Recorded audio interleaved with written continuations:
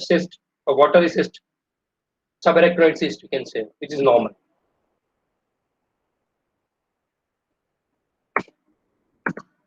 So this was all about the normal imaging. Now we switch over to the abnormal radiology. We are on time. Abnormal radiology of lumbar spine.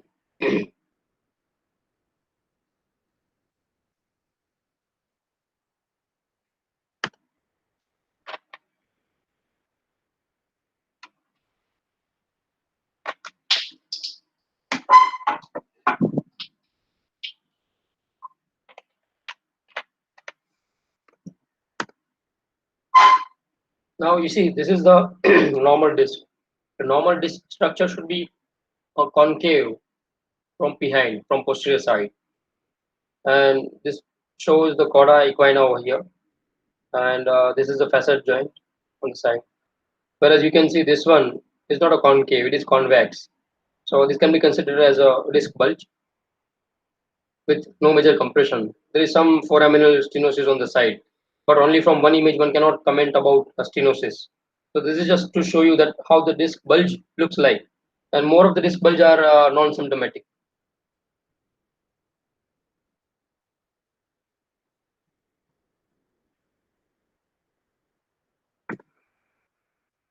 Uh, this is protrusion, where you can see the disc has the nucleus pulposus has made a rent in a annulus fibrosis.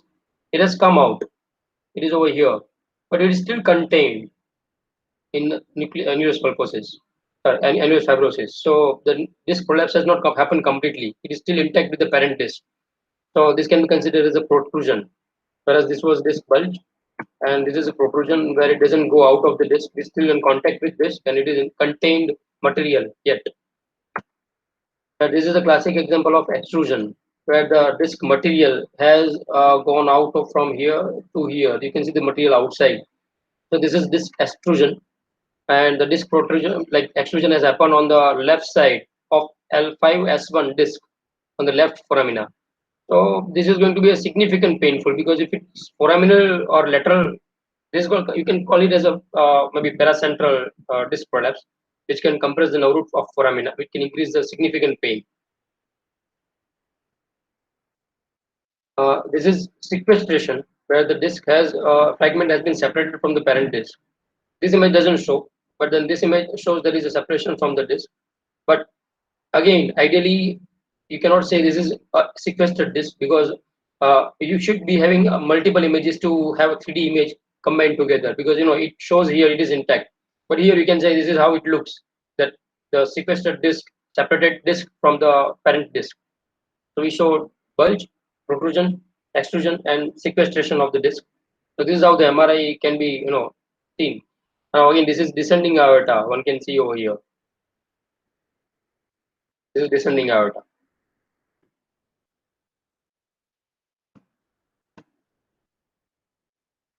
Again, a bulge with a diffuse bulge, a central and paracentral area. This is the central area, central zone, paracentral zone, and this is a foraminal zone, and this is extra foraminal zone. So this is again exiting the root outside. You can see this one. This is foraminal PID, the most symptomatic and most painful PID, because somebody has a foramina. The foramina itself is narrow, and the disc prolapse happens in the foramina, can compress the nerve root with significant pain and significant agony. So this is L3, L4 disc prolapse on the right side foramina. You can see this is the normal foramina on the one side, and the other side there is a disc prolapse which is compressing the nerve root.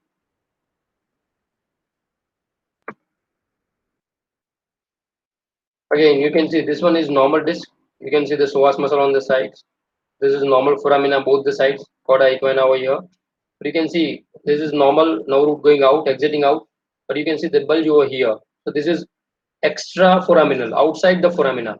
The disc prolapse outside the foramina, which is again non-symptomatic. More often the extra foraminal disc are asymptomatic. On rare occasion, it can increase the pain.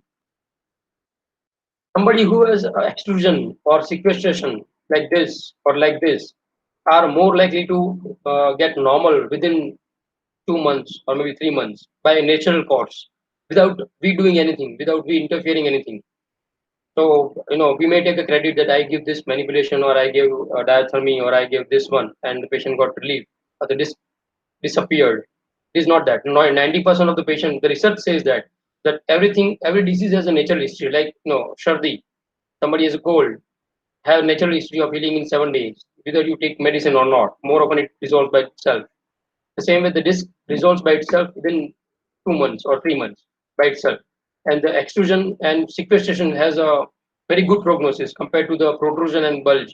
If the protrusion is painful, more often it ends up with the surgery. This is again extrusion with a big PID, which is completing a canal, occupying the full canal. So central, paracentral, you can say it is full bulge, both the sides, and more on the right side. Again, this is disc prolapse. This is called as a subligamentous disc, where this is PLL, posterior longitudinal ligament, which is going down like this. You can see this. Now this ligament has been lifted up by the disc from behind. So this is called as a subligamentous disc. Now after this, the disc may go above, may go below. On occasion, with somebody who has subligamentous disc, has a poor prognosis. They do not recover. They do not do well. So more often they need surgery. Somebody has this kind of disc prolapse, they usually require surgery. Normal disc look like this, and the dehydrated disc look like this. This is a black disc.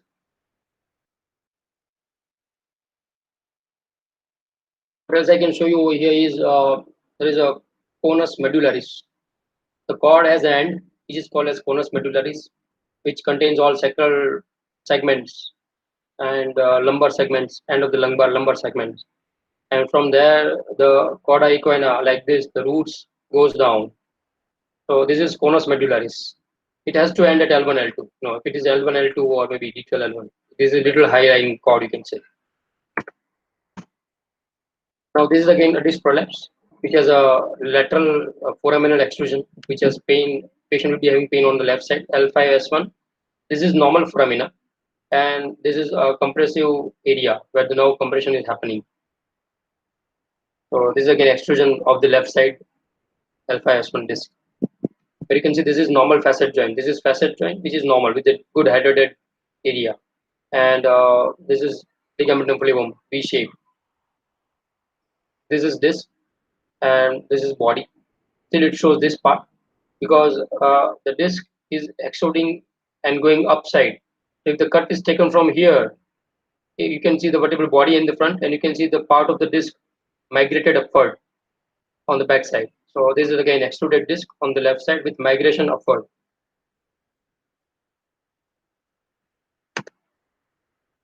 Now such disc, somebody has extruded disc, we go for contrast MRI.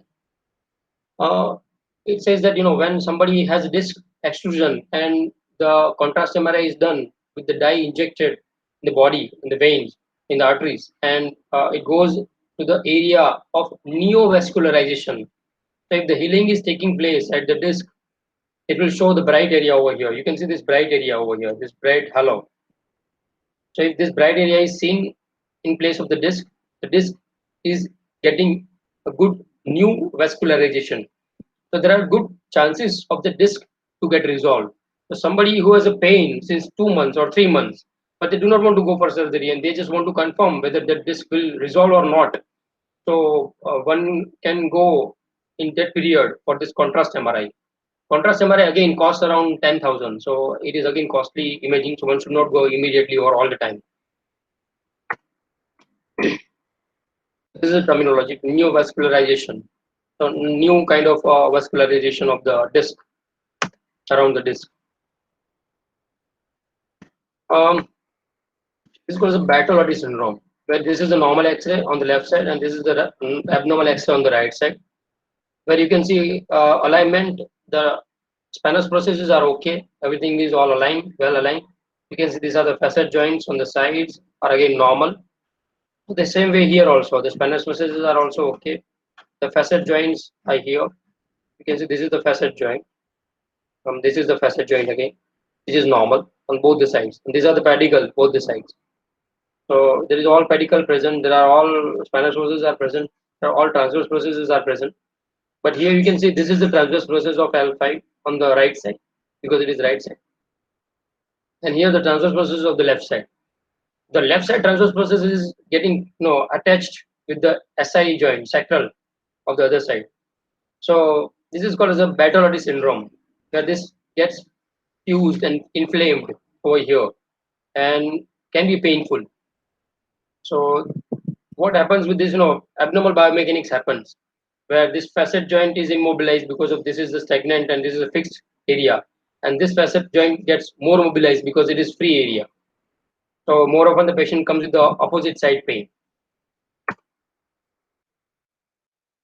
In such such conditions, one can give a mild grade 1 metal mobilization which can move this facet joint. It can nourish this facet joint. Now we start with the condition wise X-ray and MRI. So this is the listhesis 1, 2, 3, 4, 5, and S1 alpha S1 listhesis grade 2 with lysis and with a vacuum sign inside the disc. One can see the black shadow inside the disc. This doesn't contain air, but if contains air, that means it has instability.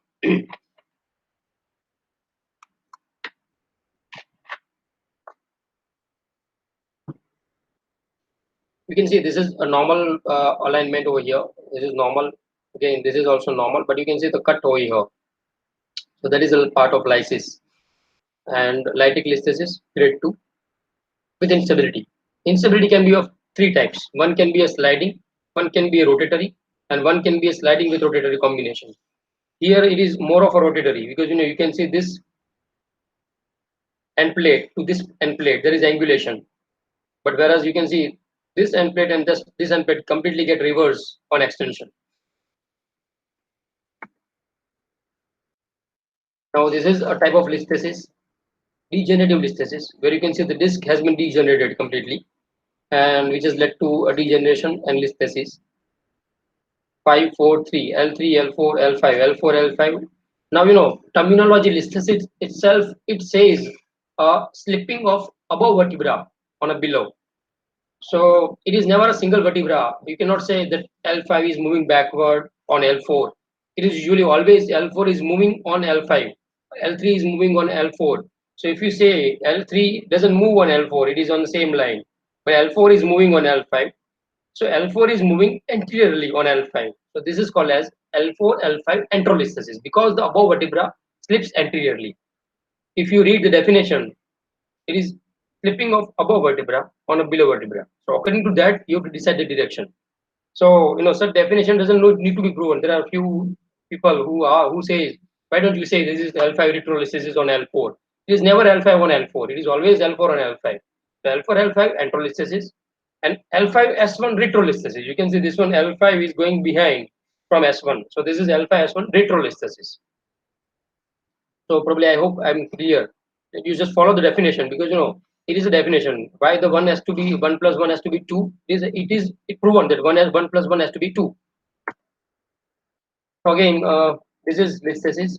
This plastic listhesis where this pars, this is again pars, but the pars is elongated. So this plastic listhesis of L4 on L5 enterolisthesis. L4 L5 this plastic listhesis enterolisthesis.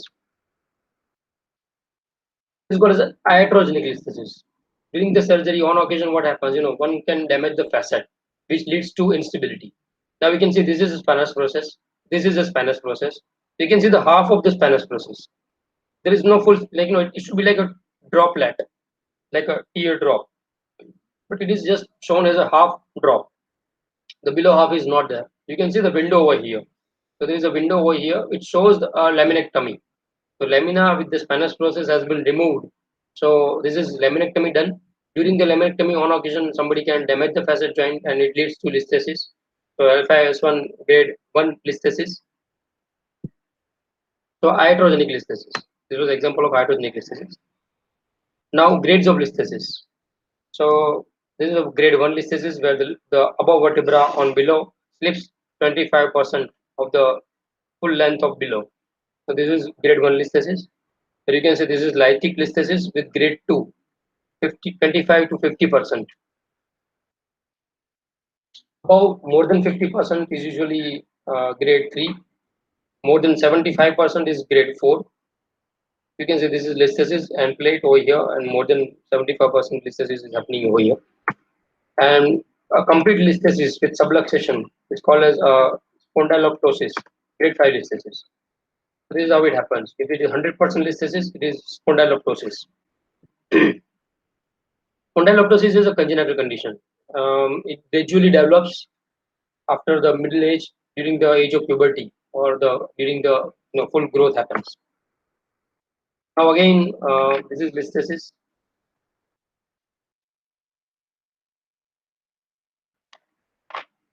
You can decide among yourself which kind of listhesis is this. This is L3, L4 enterolisthesis, L4, L5 retrolisthesis. The shadow over here, the black shadow is a flank. Tire, a tire, the tire you can see over here. So this is the flank shadow. So this is normal to see. Now this is the MRI. You can see facetal effusion over here. This is normal facet joint on the one side. Maybe dehydrated, you can say. This is dehydrated facet joint.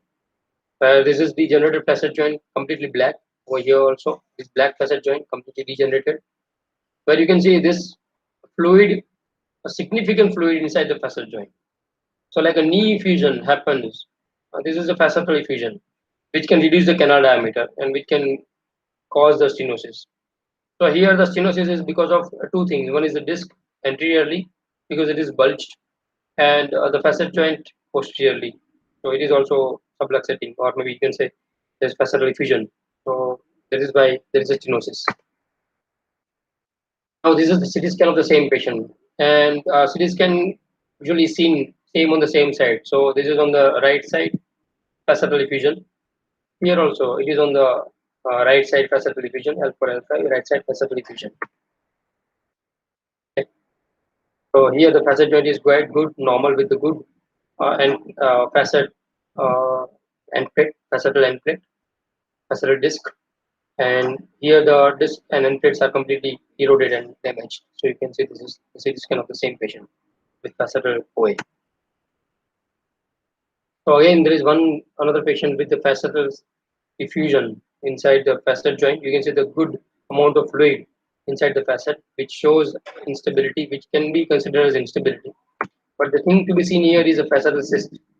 Now you can see this is a facet joint, but then this is a cyst which is coming out of it, and this cyst will be symptomatic from behind. You can see this cyst is seen over here. This is a facetal cyst over here, which is from behind, which can compress the nerve root on the foramina, which is going out. Here again, you can see the compression is from both the sides, posterior and anterior. More often with the degeneration, with the patient with the old age, it is usually difficult to find a single side compression. It is usually from all the sides, anterior, posterior, side, everywhere. So this was the example of the facetal cyst.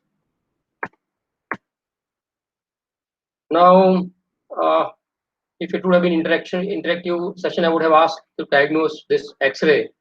But one can see ABC. Now we see A, B. A for alignment. Alignment is not proper over AP on AP view. It is scoliotic over here. You can see this. Now the pedicles are not at the same distance to each other from here. This is a near distance, and this is a far distance. So the patient is tilted to the one side.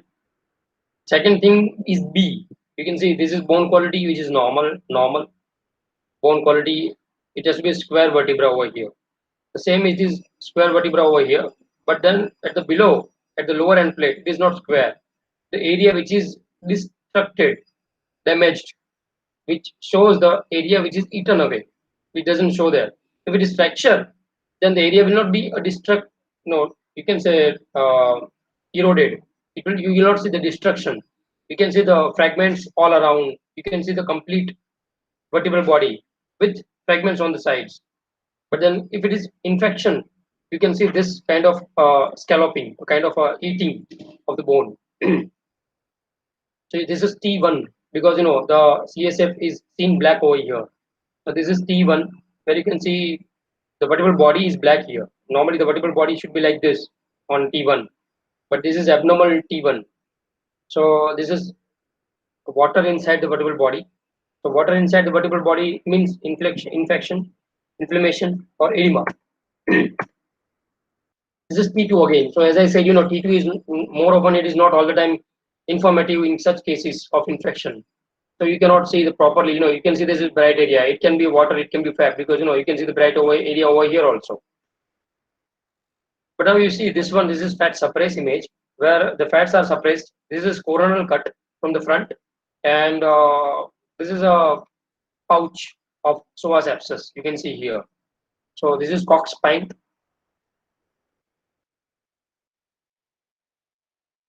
So infection usually looks bright on T2 and black on T1. Okay, so I must be clear by now. So how the infection should be, and again bright on fat suppress. So you see this one, this image. So this is T2 because CSF is bright here, the disc is bright here, the fat is also bright here. So this is T2. You can see some area has been changed. It shows some black area over here. So now T2, this is vertebral body which is normal, but there is some area on black. Black on T2. Okay. Now we go for T1. Again, there are area which is completely black over here. So ideally, it should be completely bright over here if it is infection. And this one, you can see this is the area which is very bright on fat suppress also. So now the difference between infection and malignancy is that one, more often the infection starts from the discal area and plate area and anterior column. And more often the malignancy starts from the posterior column. So the posterior column also get affected in if it is malignancy. The second thing, as I said, the disc is spared over here. You cannot see the disc destruction over here. There is only vertebral body which is destructed, only vertebral body which is affected. Whereas the infection, the disc is the most common culprit because a disc has a poor blood supply, doesn't have good nutrition supply, so it gets infected very easily. So infection affects the disc first, whereas the malignancy usually affect the vertebral body first. So this is the example of malignancy. This is multiple metastasis.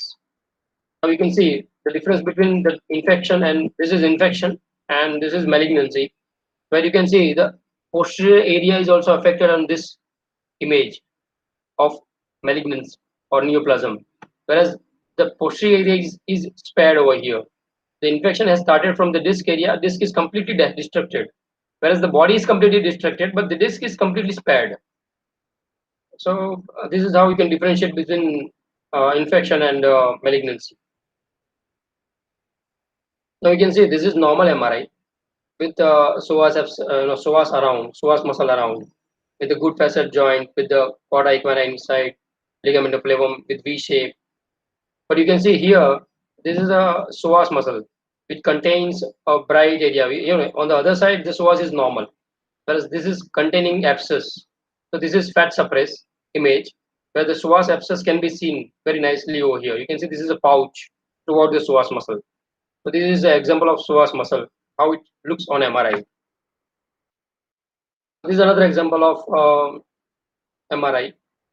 How the normal MRI looks like this, with the good psoas muscle on both the sides, with the good extensor muscles like erector spinae and everything. All extensor muscles are bulky, black on color. Whereas you can see this image, you cannot see the psoas muscle on the one side. You can see the psoas muscle on the one side, but the other side doesn't show the psoas muscle. So this is atrophied psoas. It usually can be seen with the patient with the poliomyelitis.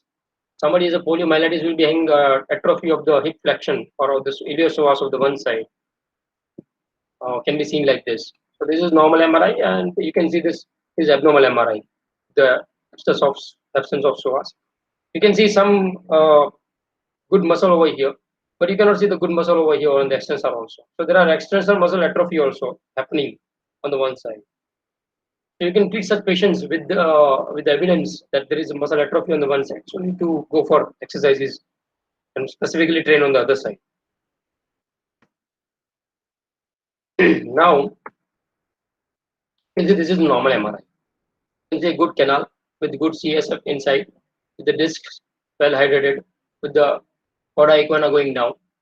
Whereas here you can see canal diameter itself is less from beginning. As I said, this is something called as a constitutional narrow canal. By birth, the canal diameter itself is less, and in that, if something happens like a small disc prolapse or a small mild hypertrophy of ligament flavum, which can reduce the canal diameter like this. Grossly, you can see a stenotic canal from top to bottom, and you can see the maximum stenosis happening over here, L4, L5, and you are not even able to identify the structures that which is producing the stenosis. So this is called as a constitutional narrow canal. Normal canal is oval shape. The second is a heart shaped canal, which is again still it is normal. But this is called as a trefoil canal. So kind of E shape and triangular. So constitutional narrow canal can produce is a part of stenosis. Stenosis is a very vague term. Stenosis means compression on the root or canal or cord, narrowing of the canal. But the factors which can produce stenosis are conditions like listhesis, like facetal cyst, like disc prolapse, or like hypertrophic ligament flavum. So these are the structures which can produce stenosis, and stenosis in general is a big term.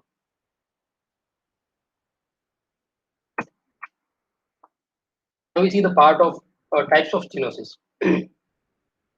This is a normal canal where you can see the cauda equina. This is a type A, which is normal, where the cauda equina are settled down at the bottom.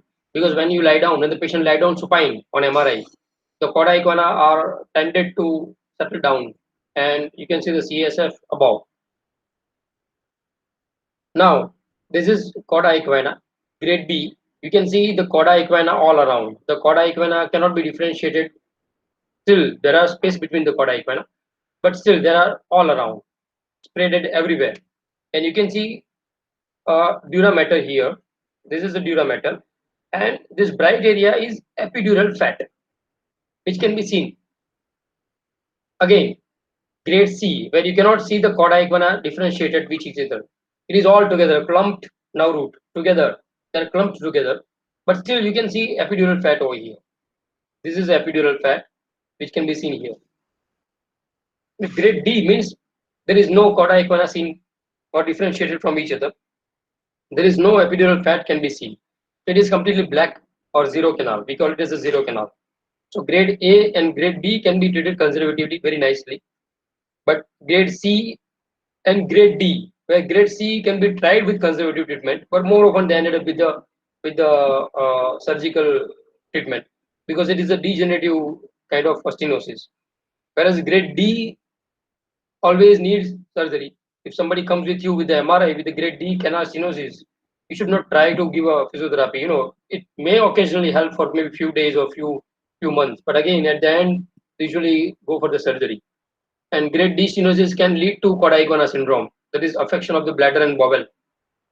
So you should treat with it with very pinch of salt, very carefully.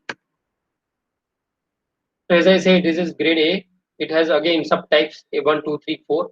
So cauda equina is settled down. It is spreaded around, but the central area is spared. It is spreaded down, but the above area is spared. It is spreaded down, spreaded everywhere, but still it is above and below area is spared. This is grade A. Grade B means cauda equina everywhere. Grade C means a clumped nerve root with epidural fat can be seen. And grade D means it is all complete zero canal.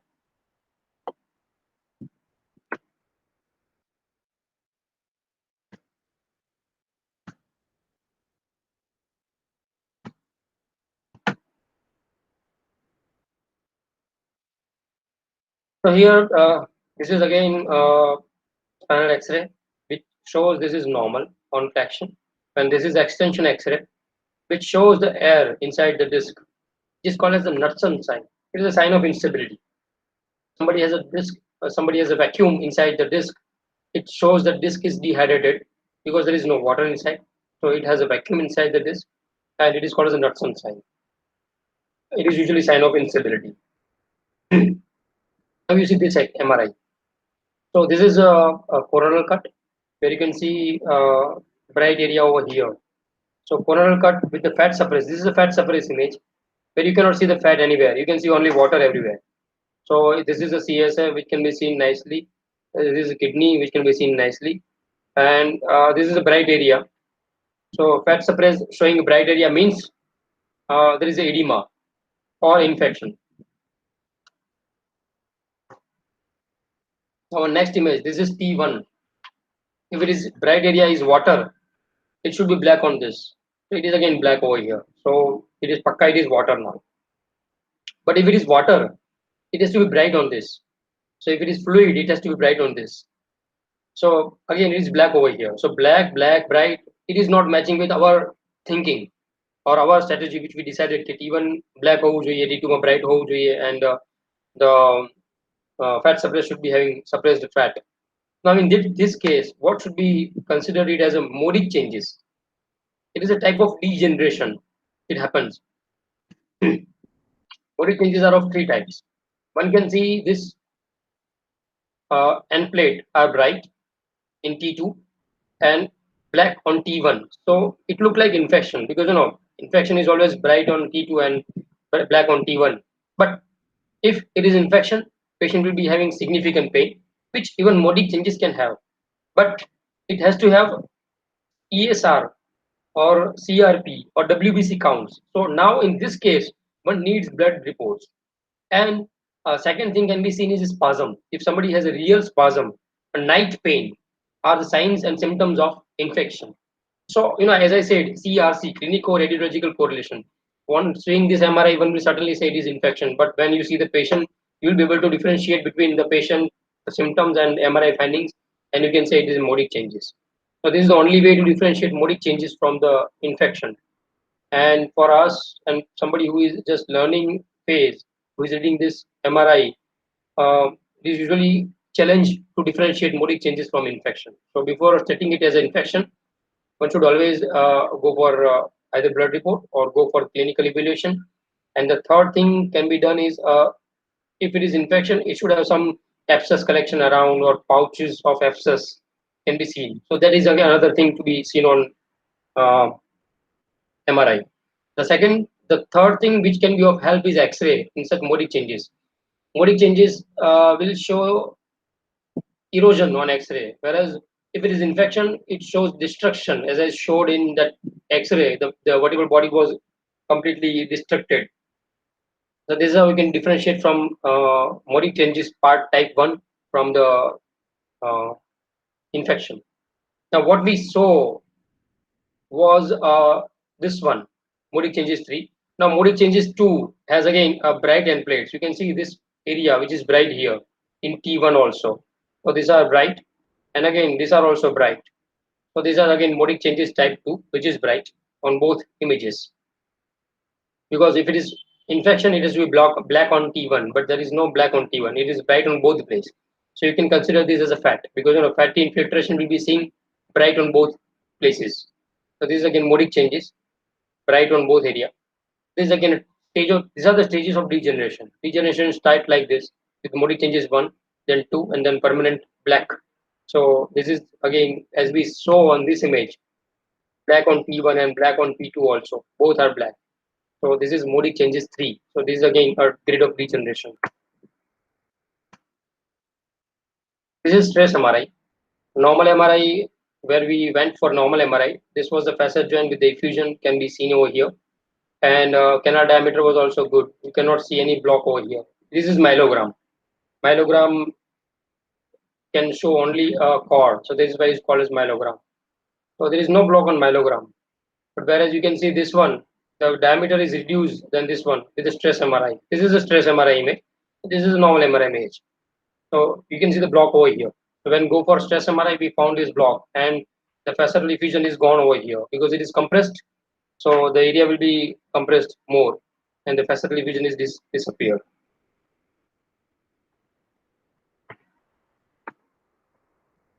This is considered as a Schumann's disease. Schumann's disease. It is a congenital kyphosis developed because of three consecutive wedge-shaped vertebra like this. This is again wedge-shaped vertebra, this is wedge-shaped vertebra, and this is wedge-shaped vertebra.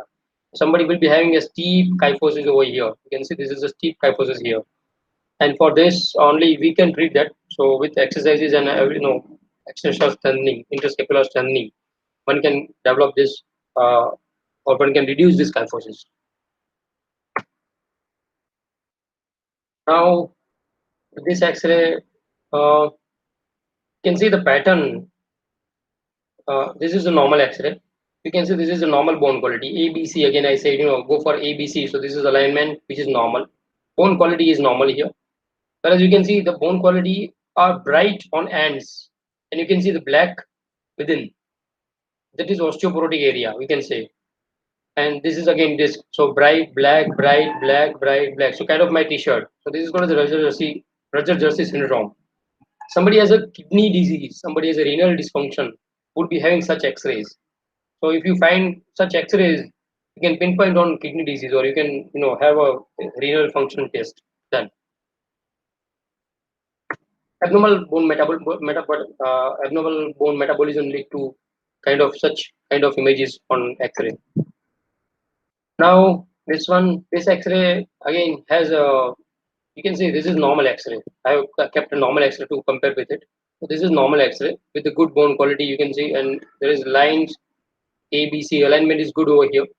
Whereas you can see alignment is okay, but then bone quality is different. This is quite bright, hazy area over here. The vertebrae are attached or fused with the anterior longitudinal ligament ossification. You can see ALL ossification over here. It is fused with each other. So one can consider this as ankylosing spondylitis. But why not to consider this as AS? Because this is fluorosis, and fluorosis affects interosseous membrane, which ankylosing doesn't. Ankylosing doesn't affect the interosseous membrane. Interosseous membranes are present between the radius ulna and tibia and fibula and obturator foramina. So you can see this is interosseous membrane of radial ulna. You can see this is ossified. This is interosseous membrane of obturator membrane inside the obturator foramina, which is again ossified. Ligaments are ossified.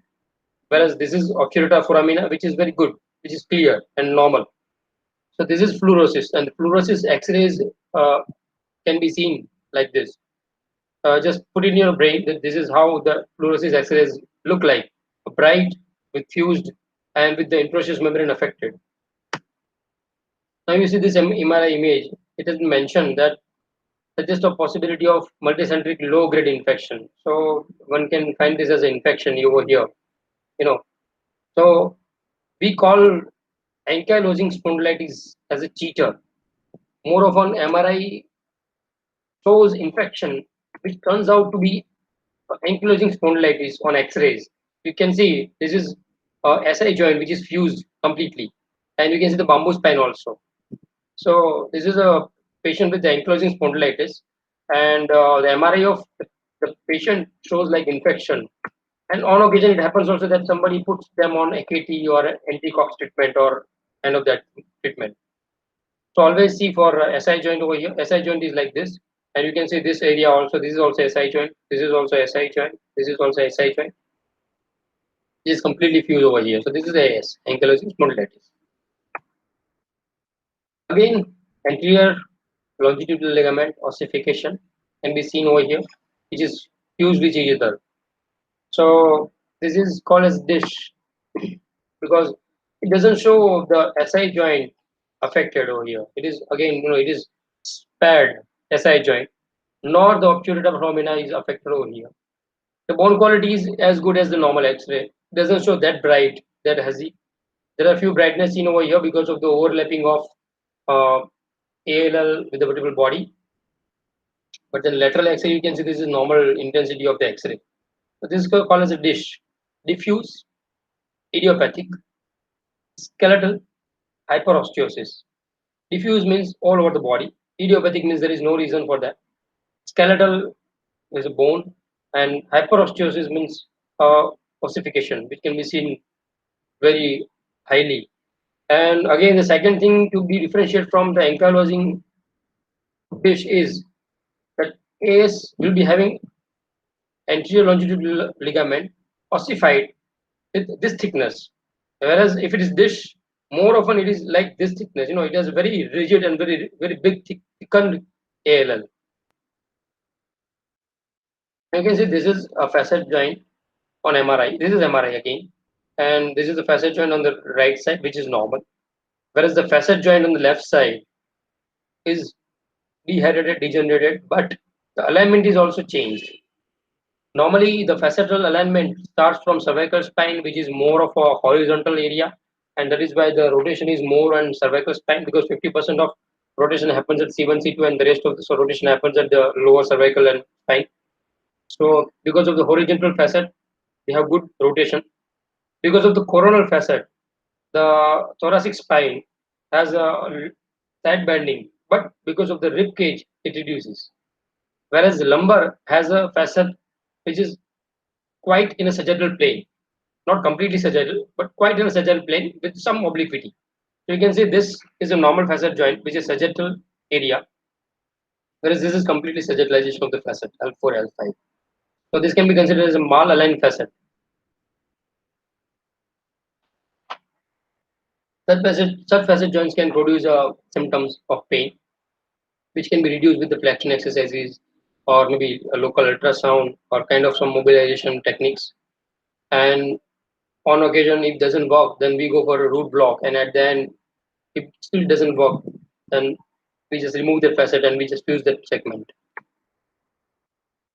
You can see this MRI and this MRI. This is a normal MRI. Yes, there is a disc prolapse here, but I don't want you to see the disc prolapse. I just want you to see the chorda equina or phylum, or rather conus medullaris, which is ending over here, right? And now you see this one, the cord goes down, down, down, down, and still down, and it ends somewhere at L5 or S1, maybe coccyx, maybe S1. So this is called as a tethered cord, where the cord ends lower than the expected or the normal length. And what happens, by the time of birth, the cord and spinal segments are with the same length. As we grow up, the spinal column grows and cord grows very slowly compared to the spinal column, and that's why the cord ends at L1. But whereas what happens in uh, this patients, the cord is attached with the bony segment, and as the column grows, it will stretch the spinal cord, and patient will be having symptoms of bladder bowel, maybe symptom of radiculopathy. So such cases, on occasion, they requires a surgery. Physiotherapy has very less to do with this such tethered cord symptoms. You see this one. Um, this is a normal canal with the chorda equina clumped together. So you can say this is grade B stenosis because the chorda equina is attached. Sorry, grade C stenosis where the chorda equina is clumped, but there is epidural fat can be seen over here with the roots going out. Now the thing to be seen over here is the below vertebra. This is the vertebral body, right? This is the disc. This is the vertebral body, and you can see the septum. There is a line in between. So this is the line in between, and it is dividing the roots in two parts, one and two. This is again you can say as a this is called as a diastomatomylia. There is a septum inside the cord. It cuts the cord. It is inside the cord. So when the column grows, it cuts the cord because the cord is going to remain the same and the column is going to grow. So it divides the cord in two, and it can lead to symptoms of same like tether cord, bladder bowel involvement, or radiculopathy. And such cases also require surgery in middle age. This is a X-ray which shows a bright area over here. There is actually cement, vertebroplasty cement. When surgeon introduce the cement inside the vertebral body, which is collapse, it will look like this. So this is normal to be seen on patients who are operated with the vertebroplasty. You can see there is a scoliosis over here on this side. So if you count the pedicle, you can see these are the pedicle, which is normal. You can see this triangle area. This is a hemivertebrate. The scoliosis occurs congenitally, it occurs idiopathically, But when there is congenital scoliosis, it shows such kind of hemivertebra or half vertebra, half formed vertebra. So that leads to scoliosis. And such cases can be treated with physiotherapy to if it has not reached to 40 degree of Cobb's angle. Once it reaches to 40 degree of Cobb's angle, it is usually not possible to treat them with the physiotherapy and belt and corsets. So they need surgery up to the angle of 40 degree. Now you see this X-ray. There is a destruction of the vertebral body, but still you can see all the fragments all around. It is still, together. So it is a burst fracture. You can see the instability, neutral position, and flexion. Flexion it goes for unstable. This fragment which is in the front, it gets separated from the vertebral body, and this segment here is also going for separation from the vertebral body. So, which is a serious fracture. No, if the posterior column is attached, if this is the column, if this is a line which is attached and non-displaced, it is a good fracture. You can say it can be treated conservatively. And if they do not have any symptoms of lower limb and obviously. But then if somebody who has a posterior column broken like this, two parts. So, you can see this upper part and this is the lower part and displaced. They need surgery because this is not going to unite. So this was all about the abnormal radiology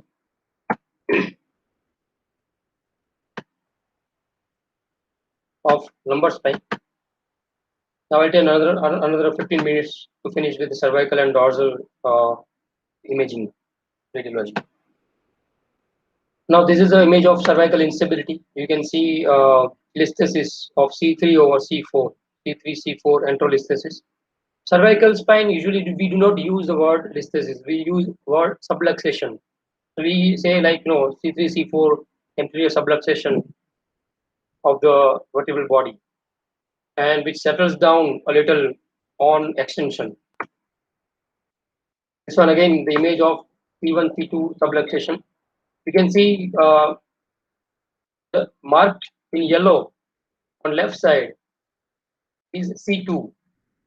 This is C2 dense base, and this is the upper part. They are not united to each other. There are congenital condition where the C2 is not formed completely, and you can see the fragment, the C2 upper part of the dens is getting subluxated over here with C1 together. So we call it as a C1 C2 subluxation. Rather, you can say os odentorium. The odonto process is not formed completely, so this is os odontoidium. Second image is of C1 C2, as I said, open mouth view. You can see the facet joint nicely over here, but here you can not say a good facet joint. Over here it is good, but the other side, on the right side, there is a facetal OA. So it shows the reduced space between the C1 C2, and more often the patient has rotation pain. So this is image of C1 C2 OA, the rotation, somebody who has rotation pain. Now this is oblique X-ray. As I showed in normal X-rays, you can see oblique X-rays. You can see a foramina on the side, which is nicely seen normal. Whereas on this oblique X-ray, you cannot see the foramina nice over here. See, this is the normal good foramina on the one side, and the foramina over here is narrow. No, this is a posterior file which is causing the compression. So oblique X-rays are used to find out any root compression on foramina because it is cheaper than the MRI. So you can see this is the cervical spine MRI, which is usually difficult to read for anybody. For me also, when I joined, it was easy for me to read lumbar MRI, but cervical MRI was always difficult to read. Now, what one should remember is this: as I said, you should be able to see the CSF around. You can see the CSF around. You can see the CSF around. You cannot see the CSF here on the side, and you can see there is a disc prolapse on the foramina left side. You can see the foramina over here is clear. Now this is the foramina. You see, this is the foramina going on the side. This is the foramina. This is the foramina. Everywhere it is open. This is a vertebral body, so you cannot see the foramina. You can see the pedicle over here. So this is a pedicle on the side. Whereas this is also a pedicle. This is also a pedicle. But this is a foramina on the side because it is a disc. You can see this is black. and this is the foramina, which is clear, but the foramina over here on the left side is not clear. So there is a compression, disc prolapse on the left side, C566, and it can be seen. It is usually easy to see sagittal cut than the axial cut. So you can see the disc prolapse over here, which is again lifting the PLL, posterior longitudinal ligament. Want to count the, if you want to count the segments, then you can C2, C3, C4, C5, C6. C5, C6 disc prolapse the left side, which is mentioned. Now again, this is C1, C2 subluxation. You can see dents on both the sides. This is a dent, and you can see this is a anterior part of the arch, and this is a posterior part of the arch. Here it is connected with distance from each other, and here it is near to each other. You can see extension is settling the vertebrae on normal pace, whereas the flexion is increasing the subluxation. You can see this. Now, you can see this arch is over here. This distance here is this one, the dens, and the C1 arch. This is the dens and C1 arch, which is compressing the spinal cord over here. You can see this, right? So this is C1, C2 compression, dislocation and compression. Dynamic MRI. If you see C1, C2 over here, you can see this is normal, good. Rather, you cannot say normal, but then this is good diameter over here, extension. So extension reduces the symptom here, and the flexion has a less diameter than the extension. You can switch over your eyes over here, from here to here. You can see the flexion is increasing the compression. So this is dynamic X-ray where it shows flexion increases the compression.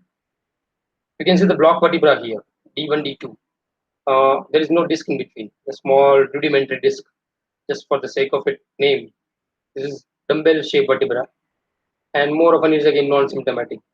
But it can increase the instability above and below.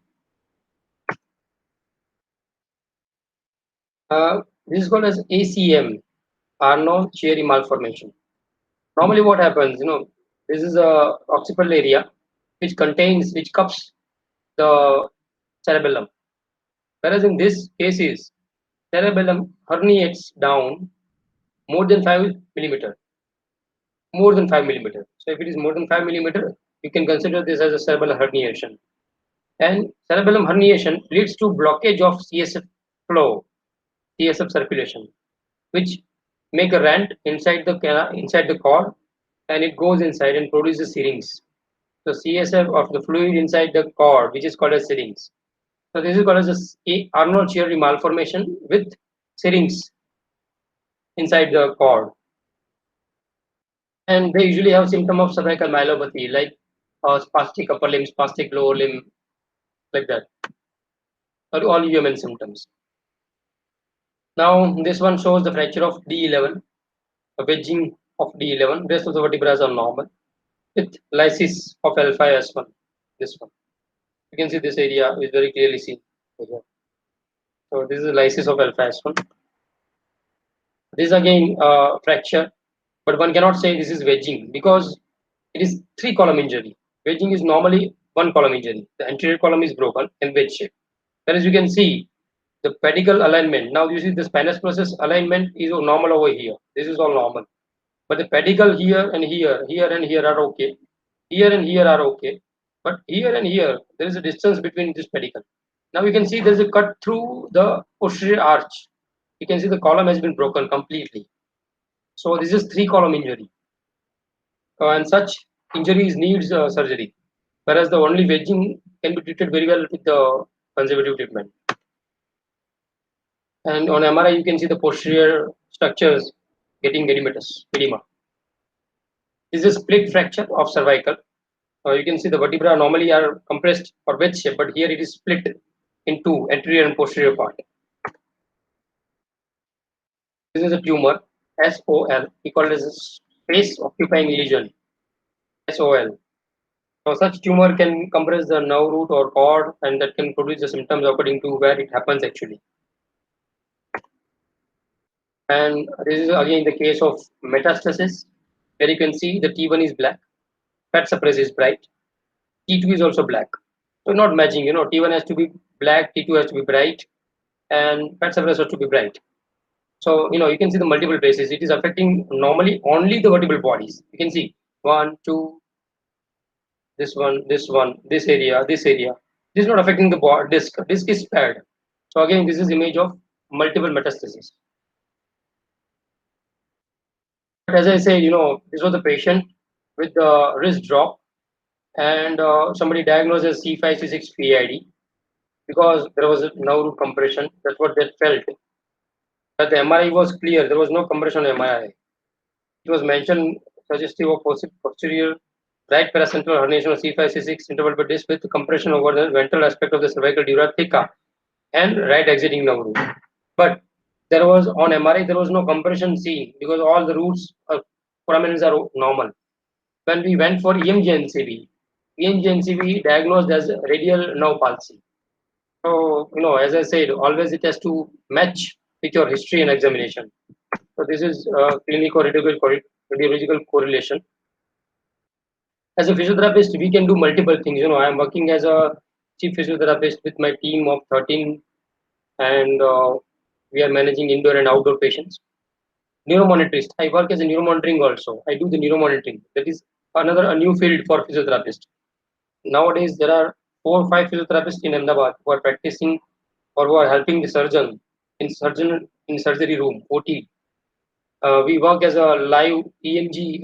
We run the live EMG, and it decides whether there is compression or whether they are touching the nerve root or not. So that is a work of neuromonitorist. I work as a member secretary of SSHRI Ethical Committee. I'm working as a consultant physiotherapist in the body and the mind at the Gurudwara. So, as a physiotherapist, we have a lot of branch which is open. There are few who works as a fitness trainers. There are few who are working as a obesity trainers. There are few who are working as a dietitians.